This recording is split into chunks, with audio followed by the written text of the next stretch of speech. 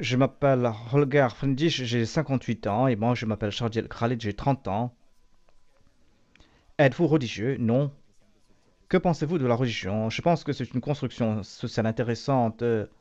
Et quels sont les sentiments que vous abordez dans cette interview? La curiosité, l'anticipation. Qu'entendez-vous? Que j'apprenne quelque chose, une conversation intéressante et que je passe un peu de temps avec un interlocuteur très intéressant que j'apprécie personnellement.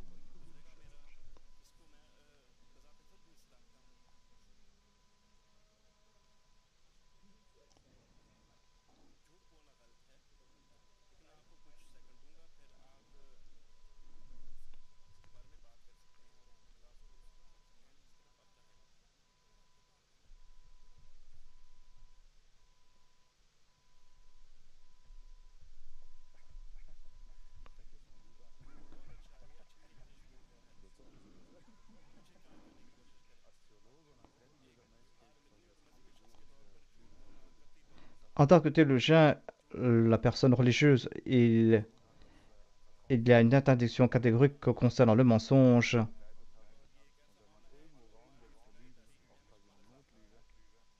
simplement pour qu'il...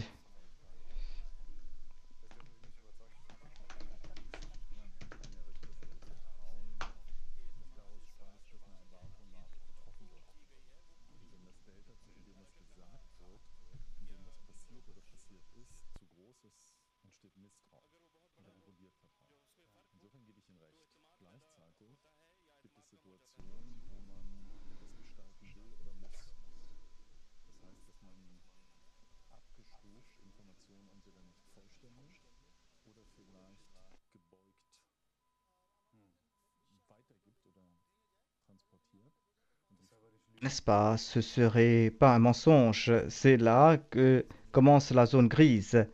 Et la question est, quelle est l'intention derrière cela? Voulez-vous l'utiliser pour le pouvoir politique, ou en abuser ou pas, par exemple, pour éviter la panique ou quelque chose de ce genre?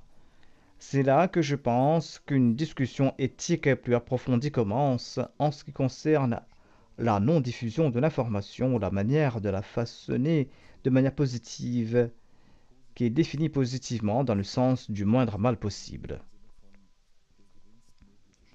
Il y a aussi des situations où il y a du mal, où dans ce cas, on essaie d'optimiser contre le pire pour que cela ne s'empire pas. À ce stade, je pense qu'il peut certainement être un comportement responsable de façonner l'information. Je ne pense pas qu'il y a un désaccord là-dessus. Alors la question est mal posée, c'est de sa faute. Je crois que, comme on a dit, il y a des situations dans lesquelles vous devrez peut-être dire des choses de manière légèrement infusée, peut-être formulées d'une manière un peu plus rose, dites de manière indirecte parce que c'est simplement dans un contexte diplomatique ou quelque chose. Cela a été aussi transmis par l'islam. Par exemple, quand des conflits, vous devez dire des choses de manière qui soit compréhensible et de formuler de manière nuancée. Mais il ne s'agit pas de mensonges. Ça doit toujours correspondre à la vérité. Parce que je pense que vous avez mentionné un point récemment et j'aimerais faire des remarques là-dessus. Vous avez dit que parfois cela vous avantagerait ensuite que je crois qu'à long terme un mensonge est toujours exposé et finit toujours par empirer. Et je crois qu'il ne faut pas mentir, il faut dire des choses de manière prudente. Sur le plan personnel, mentir est mauvais. Oui, définitivement, j'ai toujours, je dis toujours à mes employés et à ma famille que vous ne devez pas mentir. Mais vous n'êtes pas responsable de ce qui se passe dans l'esprit de quelqu'un d'autre. Je suis tout à fait d'accord avec cela.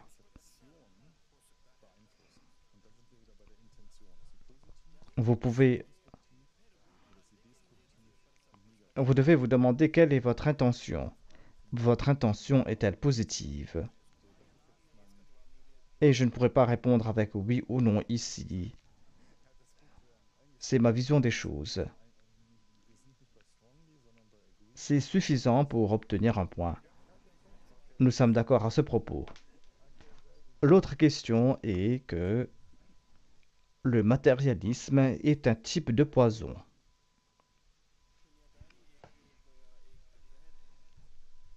Il y a deux choses qui me viennent à l'esprit à ce propos.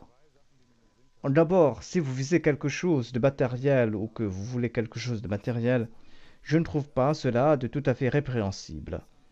Mais le matérialisme en tant qu'idéologie en soi, je le trouve dangereux parce que je crois que se concentrer uniquement sur la matière néglige la profondeur de l'être humain.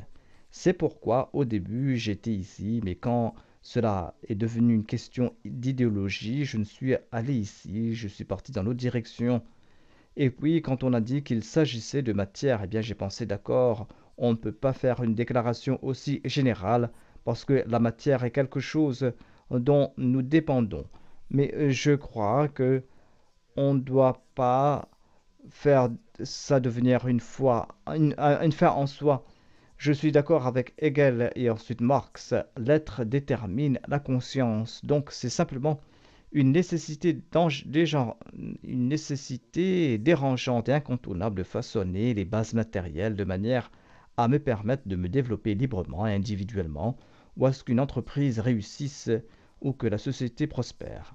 Parce que si les bases matérielles ne sont pas en place, eh bien nous finissons d'être dans un état de pénurie, et il y a des conflits, il y a une escalade, et dans la plupart des cas, vous finissez par perdre. Donc, moi aussi, je suis d'accord avec cela. Politiquement, socialement, je dirais que c'est une condition nécessaire. C'est une condition nécessaire, mais pas suffisante. Marx, avec son matérialisme historique en disant l'être détermine la conscience, a en quelque sorte créé un genre d'existentialisme où seule la matière compte et il n'y a plus que de métaphysique. Et c'est quelque chose qui me pose problème. Et ici, je vois le matérialisme plus dans une direction. Il y a un catholique, un romain, un catholique romain et un musulman qui n'est pas de ma communauté. Donc, ce sera diversifié, mais ils ont tous un point commun, notamment qu'ils ont à peu près le même style vestimentaire et peut-être le même milieu linguistique. C'est pourquoi j'aime vraiment ces termes du milieu. Il y a 9 types qui ont élargi le travail de Bourdieu, dans lesquels on ne regarde pas euh, seulement une chose, mais divers aspects. Donc je dirais oui, pas seulement. Pour moi, le concept d'amitié est très étroit parce que cela signifie une relation inconditionnelle. Oui, une relation inconditionnelle. Inconditionnelle signifie vraiment sans aucune condition. Donc mon cercle est très très petit. Pour moi, c'est 4. Et pour vous? Pour moi, c'est zéro. Zéro pour moi. C'est juste ma famille. Je dois dire.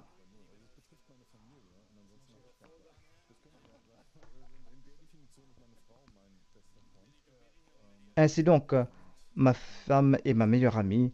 Je pense qu'à partir de l'entourage des structures proches, on peut lire clairement comment quelqu'un est positionné en termes de caractère. Oui, je pense aussi que je me suis rarement trompé. Le pardon est toujours une vertu. Toujours.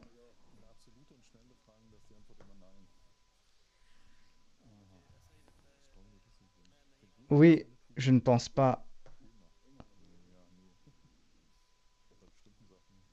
Il y a ces questions absolues et rapides.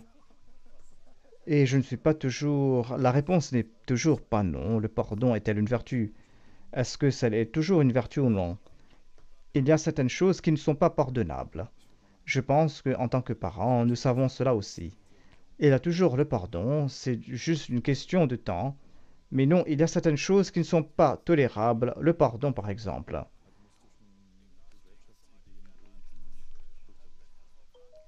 Par exemple, d'un point de vue religieux, toutes les idées agnostiques sont en quelque sorte terribles. Nous pouvons en discuter, mais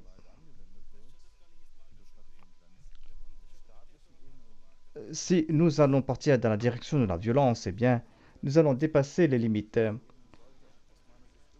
Au niveau de l'État, le pardon est toujours une vertu, certainement. On ne peut pas dire que je peux tout pardonner. En l'islam, il est dit que le cœur est la maison de Dieu. C'est pourquoi les mystiques disaient qu'il fallait se purifier le cœur et nourrir aucune animosité envers les personnes afin que Dieu puisse y entrer. Parce que sinon, il ne viendra jamais. D'ailleurs, Dieu aime sa création. Et c'est de cette manière que je reviens un peu là-dessus. Il ne doit pas y avoir de contraintes en religion. Une autre question. Je ne peux rien dire à ce sujet parce que je ne suis pas religieux. Je n'ai pas de réponse à cela. Mais vous pouvez toujours avoir une opinion. Il y a des questions sur la liberté religieuse. Donc c'est une allusion à cela. Oui, exactement. Concernant la liberté religieuse ou concernant la vision du monde de matière plus large. Je pense que cela serait important aussi pour une personne agnostique. Si tu vivais dans un pays musulman et que tu étais forcé d'être musulman, cela ne correspondrait pas à tes idées non plus. Peu importe, car les pensées sont libres. Les pensées sont libres. La raison pour laquelle je suis d'accord avec ces déclarations est que je crois qu'une personne ne peut pas vraiment s'épanouir sans liberté religieuse et de conscience. Question suivante. En anglais, il y a ce terme mutuelle affaire. Mutuelle affaire, c'est-à-dire quelque chose qui est équilibré. Quand cela se manifeste et se développe, finalement, il y a la négation.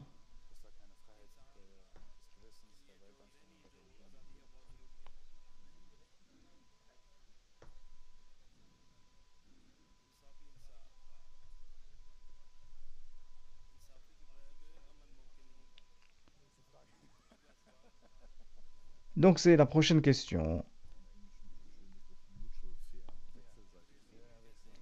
En anglais, il y a donc la justice, l'équilibre. Si on n'arrive pas à maintenir l'équilibre,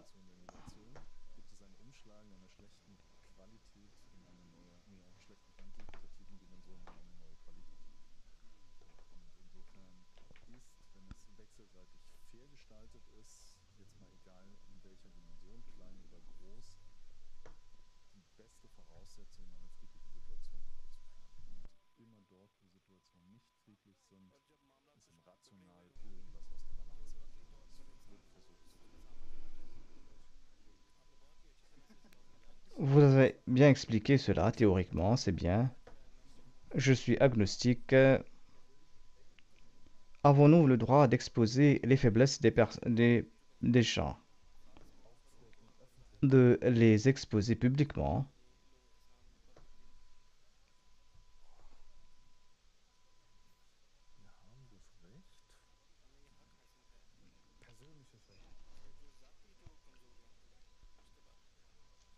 Je parle ici des faiblesses personnelles.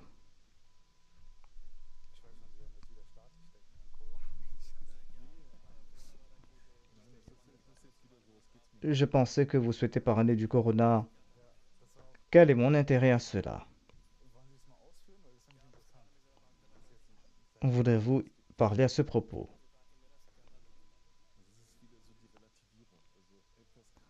Quelque chose peut être une faiblesse, un déficit ou peu importe d'un point de vue temporel ou situationnel, mais cela peut complètement changer si les circonstances évoluent. C'est pourquoi il faut être très prudent. J'ai appris à être plus prudent lorsqu'il s'agit de juger à ce qui est une faiblesse ou une force, et tu devrais être encore plus prudent en t'engageant là-dedans. Donc, d'après mon expérience, après 5 ans en tant que propriétaire d'un journal, avec ce genre de journalisme, je suis toujours étonné de la passion avec laquelle les journalistes porteront un jugement basé sur des connaissances minimales, puis se concentreront sur les faiblesses et, et en mettant en avant ces faiblesses. La critique dans un environnement professionnel, c'est bon. Les éloges sont tout à fait publiquement, sont faits publiquement devant toute l'équipe. Mais lorsqu'il y a des critiques dans un environnement professionnel, Tu prends l'employé à part pour un entretien individuel et tu lui dis, tu sais quoi, fais attention à cela à l'avenir. Nous, ou bien nous avons été déçus par cela, tu pourras mieux faire. Mais on ne le fait pas devant le public. Nous sommes très proches dans notre manière de penser. C'est très proche de l'islam. Mais en tout cas, je ne vais pas embrasser l'islam.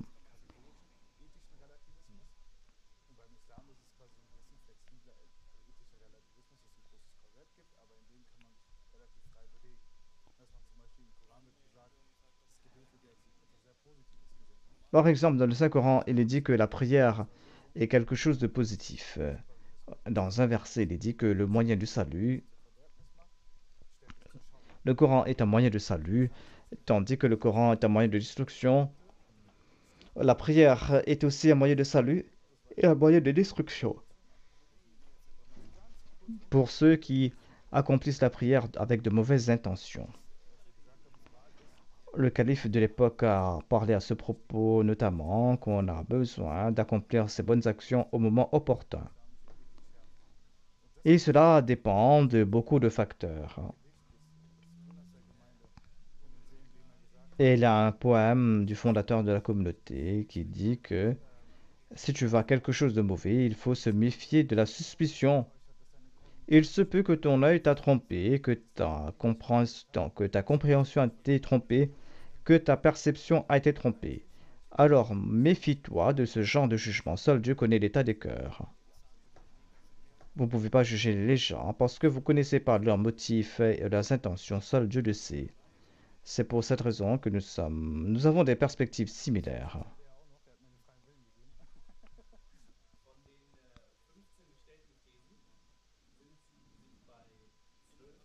Dans ces, il y a 12 questions sur lesquelles vous étiez d'accord et 3 questions sur lesquelles vous n'étiez pas d'accord.